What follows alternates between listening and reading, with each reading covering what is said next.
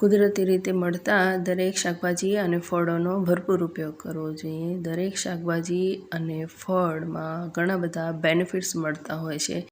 કેટલાક ફળમાંથી પણ બહુ જ ટેસ્ટી શાક બનતા હોય છે. Hello everyone, welcome to my home kitchen. આજે શક્કરટેટીનું શાક બનાવશું. શક્કરટેટીનું શાક બનાવવા માટે મેં એક શક્કરટેટી લીધી છે. હવે સૌથી પહેલાં તેની છાલ કાઢી લઈએ. આ શાક બનાવવા માટે તમે કોઈ પણ શક્કરટેટીનો ઉપયોગ કરી શકો, એટલે કે થોડી કાચી હોય કે પાકી શક્કરટેટીનો પણ શાક બનાવી શકાય. સૌથી પહેલાં શક્કરટેટીની આ રીતે છાલ કાઢી લઈએ. તો તેની છાલ કાઢી લીધા બાદ તેના 2 ભાગ કરી દઈએ અને તેમાંથી વચ્ચેના બીજ પણ દૂર કરી દઈએ. શક્કરટેટીને આ રીતે બીજ દૂર કર્યા બાદ તેને બારીક સમારી લેવાના છે. તો આ રીતે મીડિયમ સાઇઝના પીસીસ કરવાના છે.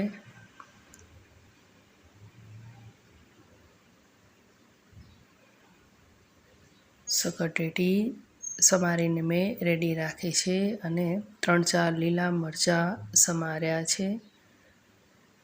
2-3 ટુકડા કોકમ પલાળી દીધા છે. ગેસ ઓન કરી પેન મૂકી દઈએ. તેમાં 1 ચમચો ઓઇલ એડ કરી ઓઇલ ગરમ થાય એટલે 4-5 મરીના દાણા, 1-2 લવિંગ, 1/4 ટીસ્પૂન રાઈ, 1/4 ટીસ્પૂન જીરું એડ કરી રાઈ તડતડે એટલે તેમાં 1/4 ટીસ્પૂન હિંગ એડ કરી દઈએ. ત્યારબાદ તેમાં સમારેલા લીલા મરચાં એડ કરી દઈએ અને ત્યારબાદ સમારેલી શક્કરટેટી એડ કરી દઈએ. સમારેલી બધી શક્કરટેટી એડ કરી દીધા બાદ હવે તેમાં મસાલા કરીએ. 1/4 ટીસ્પૂન હળદર પાવડર, 1 ટીસ્પૂન લાલ મરચું, મીઠું સ્વાદ મુજબ એડ કરી તેને મિક્સ કરી દઈએ. આ શાકમાં બીજા કોઈ જ મસાલા એડ કરવાની બિલકુલ જરૂર નથી. સિમ્પલી ઝડપથી બની જાય છે. અડધા ગ્લાસ જેટલું પાણી એડ કરી તેને મિક્સ કરી સાંતળી લઈએ. હવે પલાળેલા કોકમ એડ કરીએ અને થોડો ગોળ એડ કરીએ. શક્કરટેટી જો મીઠી હોય તો ગોળ એ પ્રમાણે એડ કરવું અથવા ગોળ એડ ના કરવું. હવે તેને ઢાંકી 5 મિનિટ ચડવા દઈએ. 5 મિનિટ ચડી ગયા બાદ શાક આ રીતે રેડી થઈ જશે. ઉપર થોડી સમારેલી કોથમીર મૂકી શાકને સર્વ કરીએ. આ શાક રોટલી અને રાઈસ જોડે બહુ જ ટેસ્ટી લાગે છે.